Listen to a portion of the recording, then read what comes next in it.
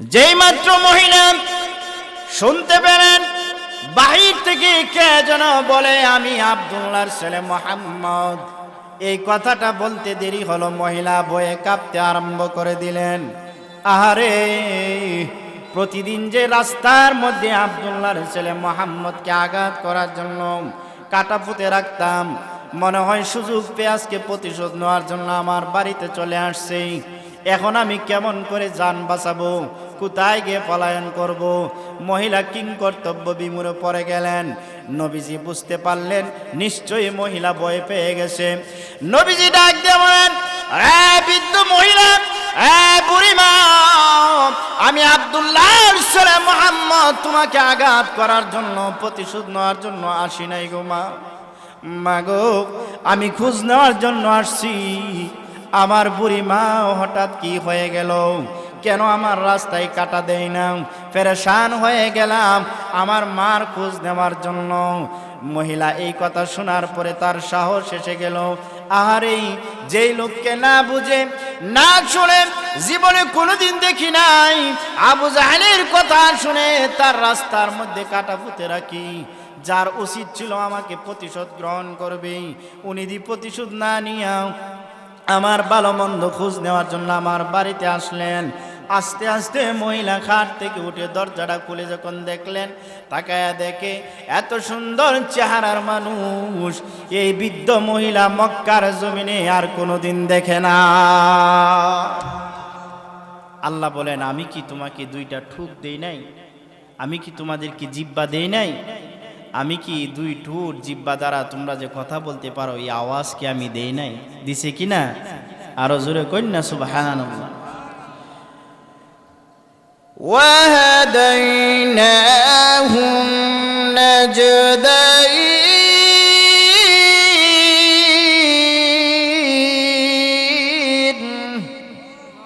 এই অঙ্গ প্রত্যঙ্গ কে দিছে? আরো জোরে বলেন। মহান আল্লাহ রাব্বুল আলামিন বলেন, রে বান্দারা, আমি আল্লাহ রাব্বুল আলামিন তোমাকে চোখ দিয়েছি পৃথিবীর নিয়ামতগুলো দেখার জন্য, আমি জিহ্বা দিয়েছি, ঠোঁট দিয়েছি আমি আল্লাহর কালামুল্লাহ শরীফ তিলাওয়াত করার জন্য। এই জবান দিয়ে, এই জিহ্বা দিয়ে আমি আল্লাহ পাকের জিকির করবাও। এই হাত দিয়ে আমি আল্লাহর কালামুল্লাহ শরীফ ধরবাও, জবান দ্বারা তিলাওয়াত করবাও, পা দ্বারা হেঁটে হেঁটে গিয়ে ভালো কাজগুলো করবা। যেখানে কোরআনের মাহফিল হয়, যেখানে দ্বীনি আলোচনা হয়, যেখানে আল্লাহ রাসূলের কথাগুলো হয়, ওই পথগুলোতে যাইবাম। বান্দা তুমি শুনে রাখো, কত মানুষ এই পৃথিবীর জমিনে আমি সৃষ্টি করেছি, দেখতে তোমার মতো সুন্দর দেহের অধিকারী, কিন্তু তাদের চোখের আলো কেড়ে নিয়েছি, তারা দুনিয়াতে অন্ধ। কত মানুষ তোমার মতন দেখতে সুন্দর, ঠোঁটও আছে, জিহ্বাও আছে, কিন্তু কাউকে কোনোদিন কোনো কথা বলতে পারে না। ও বান্দা তুমি জেনে রাখো, আমি আল্লাহ রাব্বুল আলামিন তোমাকে এত নিয়ামত দিয়েছি একমাত্র আমি আল্লাহর ইবাদত করার জন্য। কার ইবাদত করার জন্য? আরো জোরে বলেন। ওয়ামা খালাকতুল জিন্না ওয়াল ইনসা ইল্লা লিয়াবুদুন।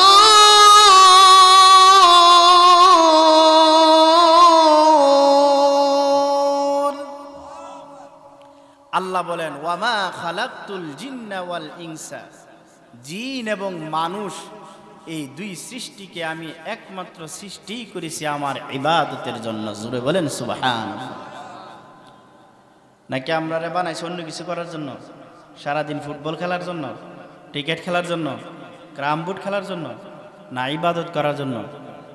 এই ইবাদতটা কতদিন করবেন, কত সময় করবেন, কেমনভাবে করবেন, এটাও আল্লাহ জানাই দিয়েছেন। আমাদের মন গড়া ইবাদত করলে হবে না, যে আজকে করলাম আগামীকাল করব না, আগামীকাল করছি আগামী সপ্তাহ করব না, এরকম না। এটারও একটা টাইম আছে, আছে কি না? আল্লাহ বলেন, واعبدوا ربك حتى يأتيك اليقين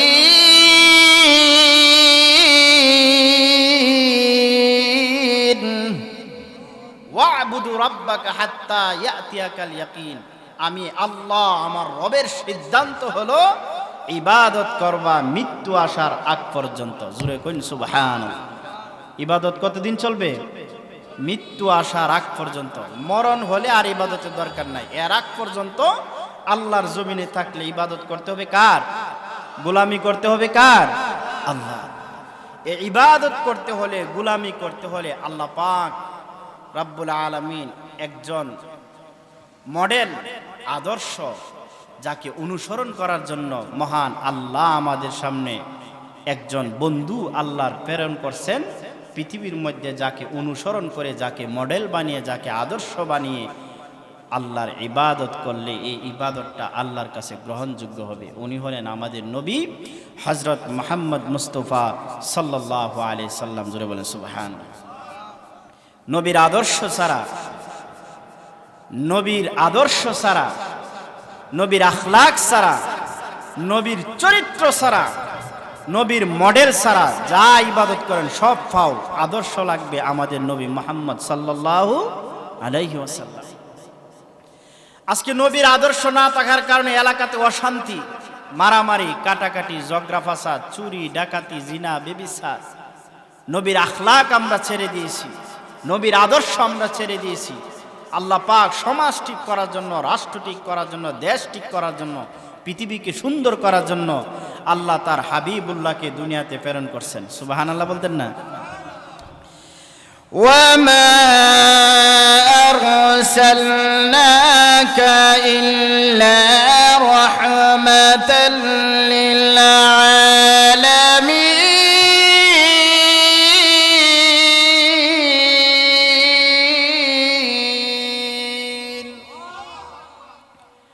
ওগো নবীজি, আমি আল্লাহ রাব্বুল আলামিন আপনাকে পাঠিয়ে দিলাম। কোথায় পাঠিয়ে দিলেন? এই পৃথিবীর জমিনে যা কিছু আছে, যা আমরা দেখতেছি, যা দেখি না, সব কিছুর পালন কর্তা হলেন আমাদের আল্লাহ। জুড়ে বলেন কে? সব কিছুর পালন কর্তা কে? সৃষ্টিকর্তা কে? ওগো নবীজি, এই পৃথিবীর জমিনে যা কিছু আছে সব কিছুর মালিক হলাম আমি আল্লাহ, সব কিছুর সৃষ্টিকর্তা আমি আল্লাহ। আর আমার 18,000 মাখলুকাতের জন্য আপনি নবীকে আমি দুনিয়াতে রাহমাতাল লিল আলামিন হিসাবে পাঠিয়ে দিলাম। আল্লাহু আকবার। সেই নবীর আখলাক যদি কেউ ধরতে পারে, সেই নবীকে কেউ যদি অনুসরণ করতে পারে, তার দুনিয়াতে কামিয়াব, আখিরাতে কামিয়াব। সুবহানাল্লাহ বলতেন না? নবীর আখলাক সুন্দর নাকি না অসুন্দর? কেমন সুন্দর, কেমন আখলাক আল্লাহ পাক দান করছেন। আখলাক তো আমরা মনে করি কাউকে গালি না দেওয়া, কাউকে আঘাত না করা, কাউকে কষ্ট না দেয়, এগুলোই না। এগুলো ছাড়াও দুনিয়াতে চলতে গেলে আরো আখলাক আছে, যে আখলাক আমাদের আখলাক না। আমরা যদি নবীর আখলাক ধরতে পারি আমরা কামিয়াব হয়ে যাব। আল্লাহ রাব্বুল আলামিন খুলুকে হাসান, খুলুকে করিম, খুলুকে আজিম, তিনটা আখলাকের কথা কোরআনে বলছেন। খুলুকে হাসান হলো আমাকে আপনি গালি দিয়েছেন, আমি আপনাকে সেই পরিমাণ একটা গালি দিলাম, এটা মোটামুটি সুন্দর, এটাকে বলে খুলুকে হাসান। আর খুলুকে কারিম হলো আপনি আমাকে গালি দিয়েছেন, আমি আপনাকে ক্ষমা করে চলে আসছি, এটারে বলে খুলুকে কারিম। আর খুলুকে আজিম হলো আপনি আমাকে গালি দিয়েছেন, আমি গিয়া বললাম যে ভাই আপনি যে গালি দিয়েছেন মুখে ব্যথা পাইছেন, আপনি যে আমারে থাপ্পড় দিছেন রাগের মাথায়, জিদ্দের মাথায়, মনে আপনার দিলটা পড়ছেন, আরেকটা গাল পেতে দিছেন যে আরেকটা থাপ্পড় দিয়ে মনের খায়েশটা মিটান। আপনাকে ক্ষমাও করে দিলাম, প্রতিবাদও করলাম না, রাগও করি নাই, আপনাকে আবার দ্বিতীয় গাল পেতে দিছি মারধর করার জন্য, হাসি মুখে আপনার মাঠটা বরণ করে নিছি, এটারে বলে খুলুকে আজিম। আর এই চরিত্রটা আল্লাহ আমার নবীকে দান করছেন। সুবহানাল্লাহ কইতেন না? আল্লাহ বলেন ওয়া ইন্নাকা লাআলা খুলুকিন আযীম।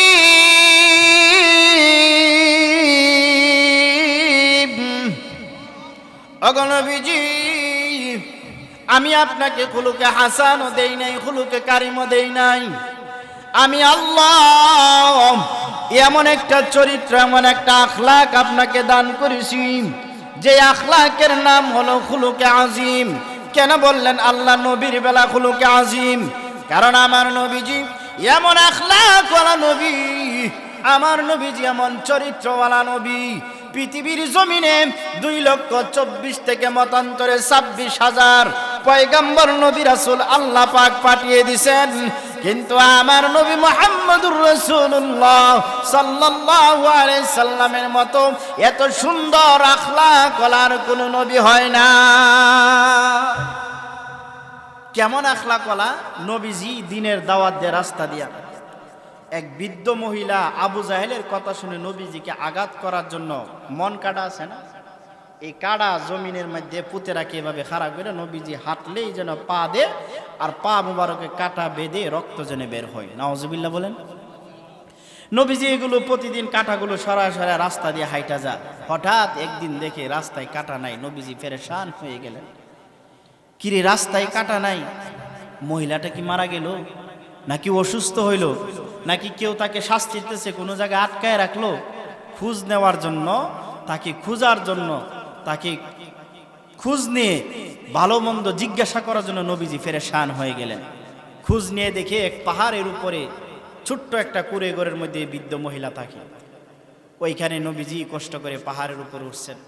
ওইটা দরজার মধ্যে গিয়া তারফা দিতেছে আর বলতেছে, আসসালামু আলাইকুম ওয়া রাহমাতুল্লাহ, ঘরে কি কেউ আছেন? বৃদ্ধ মহিলা অস্তে অস্তে বলতেছেন, কে তুমি?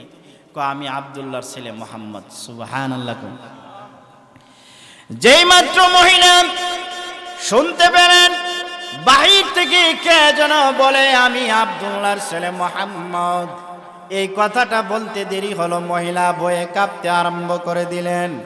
আহারে, প্রতিদিন যে রাস্তার মধ্যে আব্দুল্লাহর ছেলে মুহাম্মদকে আঘাত করার জন্য কাটা পুঁতে রাখতাম, মনে হয় সুযোগ পেয়ে আজকে প্রতিশোধ নেওয়ার জন্য আমার বাড়িতে চলে আসছে।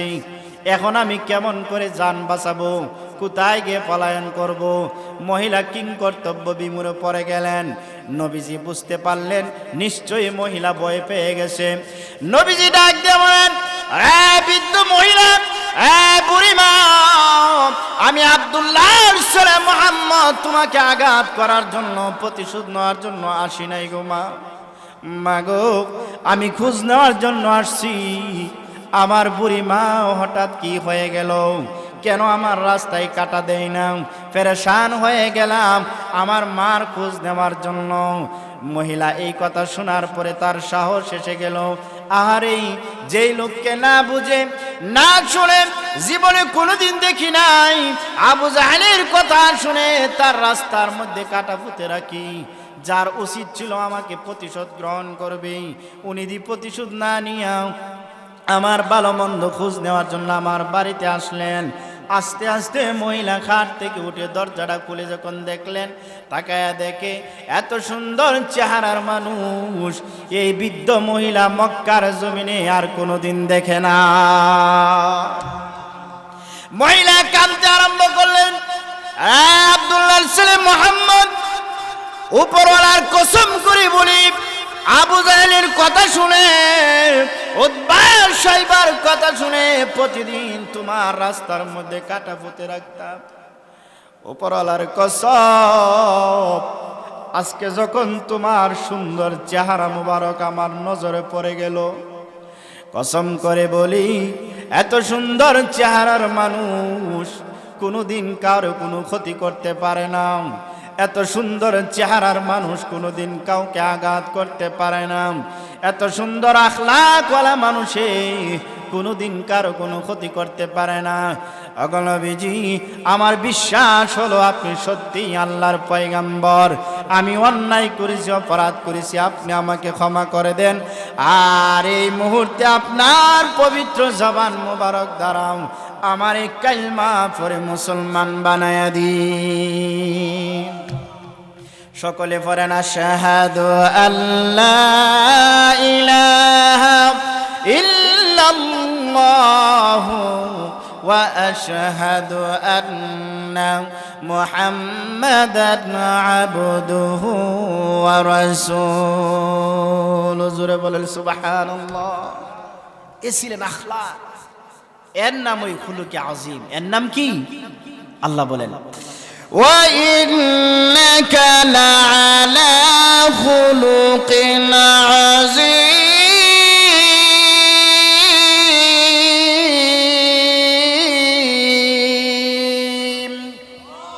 আল্লাহু আকবার, আল্লাহু আকবার। খুলুকে আজিম আল্লাহ আমার নবীকে দান করছেন। এরকম একটা দুইটা নেই, অসংখ্য অগণিত ঘটনা এরকম আছে। এক ইহুদি আবু জাহেলের কথা শুনে নবীজিকে পরীক্ষা করার জন্য নবীজির বাড়িতে মেহমান হলেন। গিয়া বলতেছেন, মুহাম্মদ সাল্লাল্লাহু আলাইহি সাল্লাম, আমি আপনাকে খুব ভালোবাসি, আজকে আপনার বাড়ির মেহমান। হযরত উমর এবং আবু বকর ইহুদিরে দেখে চিন্তা বলেছে যে ইহুদি হে নবীর দুশমন। কার দুশমন? আর হুজুর বলেন কার দুশমন? আবু বকর বলে, হুজুর এর মেহমান রাখেন না, হে দুশমন। উমরও বলতেছে, হুজুর এ দুশমন। আল্লাহর নবী কয়, না, উনি আমার মেহমান, আজকে উনি আমার বাড়িতে থাকবে। সুবহানাল্লাহ বলেন। আল্লাহর নবী ওই ইহুদিকে সুন্দরভাবে সদরে গ্রহণ করে নবীজির ঘরের ভিতরে নিয়ে গেলেন। নিয়া সুন্দর করে নবীজি যে বিছানার মধ্যে থাকে বিছানাটা বিছায় দিলেন। আল্লাহর নবী যে কম্বলটা ব্যবহার করে কম্বলটাও তাকে দিলেন। রাত্রিতে নবীর ঘরে যা খাবার ছিল আল্লাহর নবী ওই ইহুদিকে নিজ হাতে মেহমানদারি করে খানা খাওয়াইলেন। খানা খাওয়ার পরে ইহুদিকে বললেন, ভাই ইহুদি, তুমি এখানে ঘরে থাকবা আরামায়েশ করে, আমি বাহিরে থাকবো। কারণ আমি যদি তোমার সাথে থাকি তাহলে তোমার কষ্ট হবে। আমি বাহিরে আসি, তুমি ভিতরে থাকো। ইহুদি বলল, এই তো সুযোগ মুহাম্মদকে অপমান করার। রাত যখন গভীর হলো, ইহুদি ঘুম থেকে উঠে মন ভরে আল্লাহর নবীর কম্বলের মধ্যে বিছানার মধ্যে পায়খানা প্রস্রাব করে পা দ্বারা ডলে ডলে সারা কম্বল সারাবারা করে ফেলেছে। এবার ইহুদি সবগুলো কাপড় নষ্ট করে দিয়ে ঘর থেকে বের হয়ে গেলেন। আল্লাহর নবী যখন বের হলো, ইহুদির দরজা খুলে দেখি ইহুদি নাই। বিছানার মধ্যে পায়খানা প্রস্রাব ভরা দুর্গন্ধে নবীজির ঘরটা ছড়ে গেল। ওমর খলিফাতুল মুসলিমিন বলতেছেন, ওগো নবীজি, আমি তো আগেই বলেছিলাম ইহুদি আপনার বন্ধু না, আপনাকে ভালোবাসে না, দুশমন। দেখছেন নাকি কারবারটা করছে। হুকুম দেন, যেখানে পাই সেখান থেকে আমি ধরে নিয়ে আসবো, ওর কল্লাটা কেটে ফেলবো। নবীজি বলেন, না উমর, তুমি চিন্তা করতেছো তাকে মারধর করার জন্য, আর আমি অন্য জিনিস চিন্তা করতেছি। কারণ এখানে পায়খানা করা প্রস্রাব করা এটা ইহুদির অপরাধ না, এটা তো আমি নবীজির অপরাধ। আমার তো উচিত ছিল আমার মেহমান আমার বাড়িতে থাকবে, আমার বাথরুম কোথায় মেহমানকে দেখিয়ে দেওয়া, প্রস্রাব পায়খানার জায়গা দেখিয়ে দেওয়া, সামনে বদনা ভরে কলসি ভরে পানি রেখে দেওয়া। কারণ মেহমান তো জানে না আমার বাথরুমটা বাড়িত না আম গাছের গড়িত না জার গাছের গড়িত না পুকুরের পার না খালের পার। এটা তো আমার উচিত ছিল। মেহমান রাত্রের গভীরে পায়খানার ব্যাগ হয়েছে কোনো জায়গা না পাইয়া ওই মেহমান ঘরেই প্রস্রাব পায়খানা করে দিয়েছে। যদি মেহমান হাসরের ময়দানে আল্লাহর দরবারে নালিশ করে, ওগো আমার আল্লাহ, তোমার বন্ধু হাবিবুল্লাহর বাড়ির মেহমান আমি হয়েছিলাম, হাবিবুল্লাহ আমাকে বাথরুম দেখায় নাই, প্রস্রাবখানা দেখিয়ে দেই নাই, তার বাড়ির খানা খায় আমার পেটের সমস্যা হয়েছে, না বুঝে তার ঘরে আমি প্রস্রাব পায়খানা করে দিয়েছি, এটার বিচার চাই। ওই চিন্তায় আল্লাহর নবী পেরেশান হয়ে গেল, কাঁদতে আরম্ভ করলেন। ইহুদি দূর থেকে সবগুলো ঘটনা লক্ষ্য করতেছে আর চিন্তায় পড়ে গেল, আহারে কেমন লোককে অপমান করার জন্য আসছে। আবু জাহেলের কথা শুনে উনি তো সাধারণ কেহ নাই, আসলেই তো সত্যি উনি আল্লাহর নবী। কারণ নবী ছাড়া এত সুন্দর আখলাক পৃথিবীর কোনো মানুষের হতে পারে না। সুবহানাল্লাহ। এবার ইহুদি জঙ্গল থেকে বের হয়ে এসে আল্লাহর নবীর পা মুবারক জড়ায় ধরে বলতেছেন, হুজুর অন্যায় করেছি, অপরাধ করেছি, আবু জাহেল উতবা সাইবা আমাকে টাকা দিয়ে কিনে নিয়ে বলছে, তুই যদি মুহাম্মদকে অপমান করতে পারিস বিশাল অঙ্কের একটা অ্যামাউন্ট তোকে দেওয়া হবে, তোকে একটা বাড়ি দেওয়া হবে, গাড়িও কিনে দেওয়া হবে, ভালো করে অপমান করে আসবি যেন মুহাম্মদের কলিজে আঘাত লেগে যায়। যদি এটা করতে পারো তোকে মোটা অঙ্কে একটা পুরস্কার দেওয়া হবে। তার কথা শুনে আপনাকে অপমান করার জন্য আসছি, ওগো নবীজি ক্ষমা করে দেন, মাফ করে দেন। আমার বিশ্বাস হলো আপনি নবী, সত্যি সত্যি নবী, সত্যি আল্লাহর পয়গম্বর, সত্যি আখির নবী, সত্যি তো আপনি উম্মতের কান্ডারি, সত্যি তো আপনি রাহমাতাল লিল আলামিন। কারণ যার করে পায়খানা করে দিলাম, প্রস্রাব করে দিলাম, সে প্রতিশোধ গ্রহণ না করে বরংস নিজে পেরেশান হয়ে গেছে, কিভাবে আল্লাহর কাছ থেকে ক্ষমা চাইব। হুজুর এই মুহূর্তে আপনার জবান মুবারক দ্বারা আমাকে কালিমা পড়ে মুসলমান বানায় দেন, আমি এই মুহূর্তে আপনার সাহাবীদের দলের হয়ে যাব। ওয়া ইন্নাকা লাআলা খুলুকিন আযীম।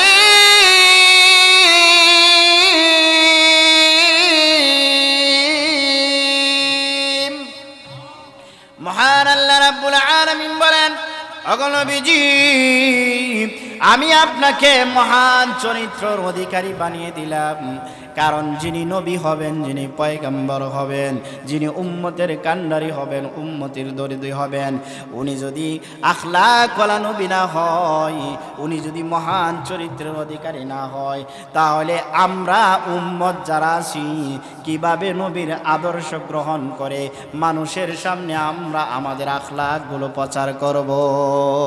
সুবহানাল্লাহ। এখন দেখা গেছে আমরা সকলেই নবীর আশেক, নবীকে ভালোবাসি, নবীর আদর্শ মেনে নিতে চাই, কিন্তু নবীর আখলাক, নবীর আদর্শ বাস্তবায়ন করতে আমাদের জন্য খুব কঠিন হয়ে যায়। আমরা সমাজে অনেক সময় মারামারি লাগলে, ঝগড়া লাগলে, কাটাকাটি লাগলে দেখা গেছে আরো লাগায় দেওয়ার চেষ্টা করি, কিন্তু ভাঙ্গার চেষ্টা করি না। আছে না ভাই? না, এরকম হবে না। হুজুর এসে গেছেন, আমি শেষ করে দিচ্ছি। এরকম হবে না। নবীর আখলাক হলো আমি নবীকে ভালোবাসি, নবীর জন্য আমি জীবন দিতে রাজি। নবীর আখলাক, নবীর আদর্শ, নবীজির সিরাত সব কিছু অক্ষর অক্ষরে আমার মাথা থেকে নিয়ে পা পর্যন্ত যখন পালন করতে পারবো, তখনই নবী আমাকে হাসরের ময়দানে সুপারিশ করে উম্মত বলে দাবি করে জান্নাতে পৌঁছায় দিবেন। সুবহানাল্লাহ বলতেন না? আর যদি নবীর আদর্শ নাই, তাহলে কি নবী আমার জন্য সুপারিশ করবে? করবে না। আম্মা জান আয়েশা রাদিয়াল্লাহু তাআলা আনহা বলেন, ওগো নবীজি এই কোটি কোটি উম্মতের মধ্যে আপনি আপনার নবীর উম্মতগুলারে কিভাবে চিনবেন? আমার তো জ্ঞানে ধরে না। আল্লাহ রাসূল সাল্লাল্লাহু আলাইহি ওয়াসাল্লাম বলতেছেন, আয়েশা 1000 কালো গুড়ার ভিতরে যদি 4-5টা সাদা গুড়া, চান কপাইল্লা সাদা গুড়া ছেড়ে দেওয়া হয়, তাহলে কি তুমি তোমার 4-5টা সাদা গুড়া খুঁজতে কঠিন হবে? না না, আমি সহজেই বুঝা পেলাম যে এই যে 100 কালো গুড়ার মধ্যে 1000 গুড়ার মধ্যে 4টা যে সাদা গুড়া, এই গুড়াটি তো আমার। সুবহানাল্লাহ কইতেন না? নবীজি বলেন, আয়েশা শোনো, কিয়ামতের কঠিন ময়দানে লক্ষ লক্ষ কোটি কোটি উম্মত যখন হাসরের ময়দানে দাঁড়িয়ে যাবে, আমি নবীজি আমার উম্মত গুলারে কেমন করে চিনব জানোনি? কারণ আমি আখির নবীর উম্মত গুলা হাসরের ময়দানে যখন উঠবে, তাদের মাথা থেকে নিয়ে থুতনি পর্যন্ত এই যে চেহারাটা আছে পূর্ণিমার চাঁদের চেয়ে আরো উজ্জ্বল হবে। এই হাতের কবজিগুলো চলমল করবে, কপালটা জলমল করবে। আম্মা জান আয়েশা বলে, কেন করবে গো নবীজি? নবী বলেন, আয়েশা শোনো, আমার উম্মত আমার আদর্শ মেনে মহান আল্লাহ রাব্বুল আলামিনের হুকুম 5 ওয়াক্ত নামাজের যখন আজান শুরু হয়ে যাবে, যখন দুনিয়ার কাছ থেকে পারে গয়ে ব্যবসা বাণিজ্য বন্ধ করে, কৃষি কামারের কাজগুলো ছেড়ে দিয়ে, খেলাধুলা বন্ধ করে, আমার গুনাহগার উম্মতগুলো উত্তমভাবে ওযু করে মহান আল্লাহ রাব্বুল আলামিনের ঘরে প্রবেশ করবে। ওইখানে গিয়ে যখন সেজদাগুলো দিবে, এক একটা সেজদার উম্মতগুলাকে আল্লাহ রাব্বুল আলামিন হাসরের ময়দানে পূর্ণিমার চাঁদের চেয়ে আরো উজ্জ্বল করে তাদের চেহারাটা আমার সামনে তুলে ধরবেন। আর আমি নবীজি গনে গনে তাদেরকে নিজ জিম্মায় জান্নাতে পৌঁছায় দিব। আল্লাহ রাব্বুল আলামিন আমাদেরকে নবীর আখলাক, নবীর আদর্শ নিয়ে জিন্দিগি করার তৌফিক দান করুক, বলেন আমিন। যেহেতু হুজুর আয়েশা গেছে, আলোচনা লম্বা করব না। আল্লাহ পাক যদি কোনোদিন সুযোগ করে দেয় আপনাদের সামনে বাকি গুরুত্বপূর্ণ কথাগুলো বলবো। আল্লাহ আমাকে, আপনাকে, সকলকে আমল করার তৌফিক দান করুক। ওয়া আখিরি দাওয়ানা আনিল হামদুলিল্লাহি রাব্বিল আলামিন। আসসালামু আলাইকুম ওয়া রাহমাতুল্লাহি ওয়া বারাকাতুহু।